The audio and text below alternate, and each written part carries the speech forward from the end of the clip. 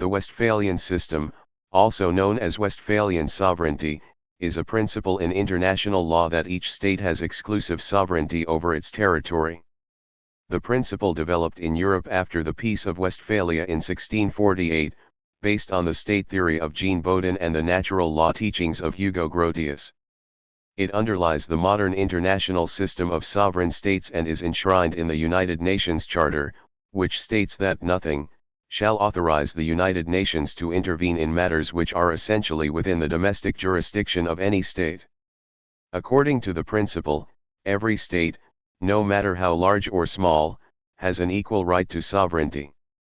Political scientists have traced the concept to the eponymous peace treaties which ended the 30 Years' War, 1618 to 1648, and 80 Years' War, 1568 to 1648. The principle of non-interference was then further developed in the 18th century. The Westphalian system reached its peak in the 19th and 20th centuries, but it has faced recent challenges from advocates of humanitarian intervention. A series of treaties made up the Peace of Westphalia, which has been considered by political scientists to be the beginning of the modern international system, in which external powers should avoid interfering in another country's domestic affairs. The backdrop of this was the previously held idea that Europe was supposed to be under the umbrella of a single Christian protectorate or empire, governed spiritually by the Pope, and temporally by one rightful emperor, such as that of the Holy Roman Empire. The then emerging Reformation had undermined this as Protestant-controlled states were less willing to respect the supra-authority of both the Catholic Church and the Catholic Habsburg-led emperor. Recent scholarship has argued that the titular Westphalian treaties in 1648 actually had little to do with the principles with which they are often associated: sovereignty, non-intervention, and the legal equality of states.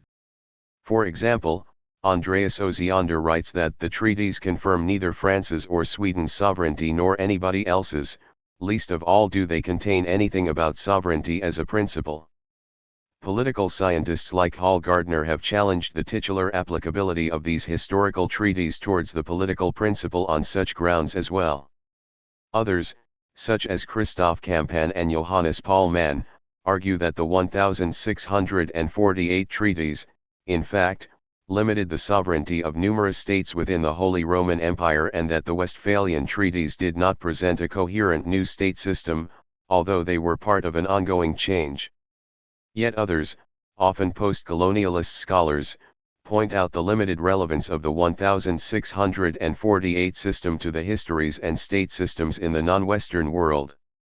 Nonetheless, Westphalian sovereignty continues to be used as a shorthand for the basic legal principles underlying the modern state system. The applicability and relevance of these principles have been questioned since the mid-20th century onward from a variety of viewpoints. Much of the debate has turned on the ideas of internationalism and globalization, which some say conflicts with the doctrine of the two swords ideal of self-sovereignty. The origins of Westphalian sovereignty have been traced in the scholarly literature to the eponymous Peace of Westphalia, 1648.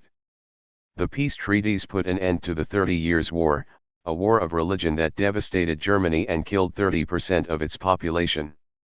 Since neither the Catholics nor the Protestants had won a clear victory, the peace settlement established a status quo order in which states would refrain from interfering in each other's religious practices. Henry Kissinger wrote.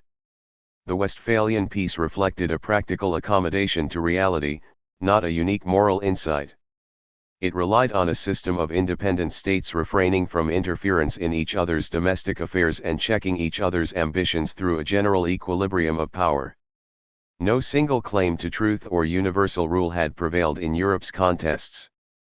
Instead, each state was assigned the attribute of sovereign power over its territory. Each would acknowledge the domestic structures and religious vocations of its fellow states and refrain from challenging their existence. The principle of non-interference in other countries' domestic affairs was laid out in the mid-18th century by Swiss jurist Emmer de Vattel. 16 states became the primary institutional agents in an interstate system of relations. The Peace of Westphalia is said to have ended attempts to impose supranational authority on European states.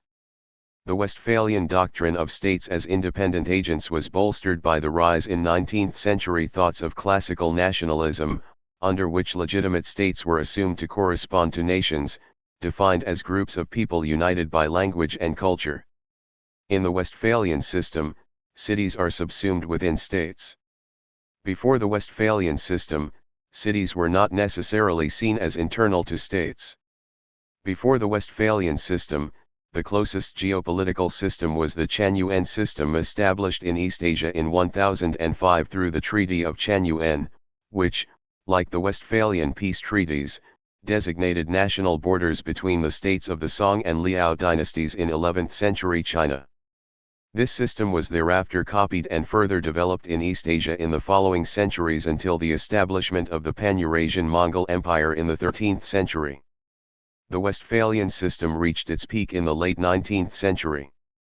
Although practical considerations still led powerful states to seek to influence the affairs of others, forcible intervention by one country in the domestic affairs of another was less frequent between 1850 and 1900 than in most previous and subsequent periods, i.e. Napoleonic, the Great War, the Second World War. After the end of the Cold War, the United States and Western Europe began talking of a post-Westphalian order in which countries could intervene against other countries under the context of human rights abuses. Critics of the post-Westphalian policy have argued that such intervention would be and has been used to continue processes similar to standard Euro-American colonialism, and that the colonial powers always used ideas similar to humanitarian intervention to justify colonialism, slavery, and similar practices.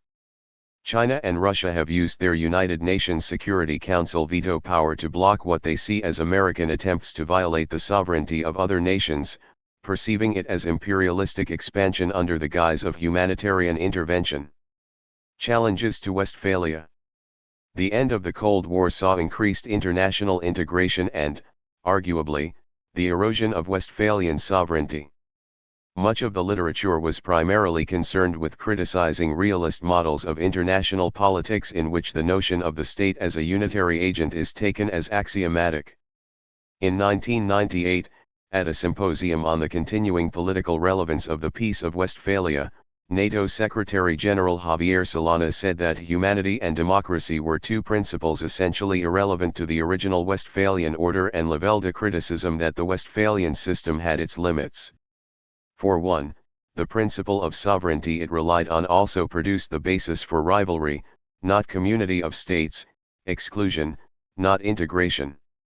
In 1999, British Prime Minister Tony Blair gave a speech in Chicago where he set out a new, post-Westphalian, doctrine of the international community. Blair argued that globalization had made the Westphalian approach anachronistic. Blair was later referred to by the Daily Telegraph as the man who ushered in the post-Westphalian era. Others have also asserted that globalization has superseded the Westphalian system. In 2000, Germany's Foreign Minister Joschka Fischer referred to the Peace of Westphalia in his Humboldt speech, which argued that the system of European politics set up by Westphalia was obsolete. The core of the concept of Europe after 1945 was and still is a rejection of the European balance of power principle and the hegemonic ambitions of individual states that had emerged following the Peace of Westphalia in 1648, a rejection which took the form of closer meshing of vital interests and the transfer of nation-state sovereign rights to supranational European institutions. The European Union's concept of shared sovereignty is also somewhat contrary to historical views of Westphalian sovereignty, as it provides for external agents to influence and interfere in the internal affairs of its member countries. In a 2008 article, Phil Williams links the rise of terrorism and violent non-state actors, VNSAs, which pose a threat to the Westphalian sovereignty of the state, to globalization. Military intervention. Interventions such as in Cambodia by Vietnam, the Cambodian, Vietnamese War, or in Bangladesh, then a part of Pakistan, by India, the Bangladesh Liberation War and the Indo-Pakistani War of 1971, were seen by some as examples of humanitarian intervention, although their basis in international law is debatable. Other more recent interventions, and their attendant infringements of state sovereignty, also have prompted debates about their legality and motivations. A new notion of contingent sovereignty seems to be emerging, but it has not yet reached the point of international legitimacy. Neoconservatism in particular has developed this line of thinking further, asserting that a lack of democracy may foreshadow future humanitarian crises, or that democracy itself constitutes a human right, and therefore states not respecting democratic principles open themselves up to just war by other countries. However, proponents of this theory have been accused of being concerned about democracy, human rights, and humanitarian crises only in countries where American global dominance is challenged, while ignoring the same issues in other countries friendlier to the United States. Further criticism of Westphalian sovereignty arises regarding allegedly failed states, of which Afghanistan, before the 2001 US-led invasion, has been often considered an example.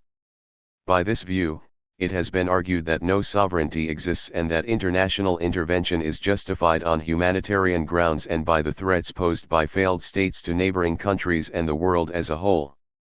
Although the Westphalian system developed in early modern Europe, its staunchest defenders can now be found in the non-Western world. The presidents of China and Russia issued a joint statement in 2001 vowing to counter attempts to undermine the fundamental norms of the international law with the help of concepts such as humanitarian intervention and limited sovereignty. China and Russia have used their United Nations Security Council veto power to block what they see as American violations of state sovereignty in Syria. Russia was left out of the original Westphalian system in 1648, but post-Soviet Russia has seen Westphalian sovereignty as a means to balance American power by encouraging a multipolar world order. Some in the West also speak favorably of Westphalian sovereignty. American political scientist Stephen Walt urged U.S. President Donald Trump to return to Westphalian principles, calling it a sensible course for American foreign policy. Thank you for watching this video.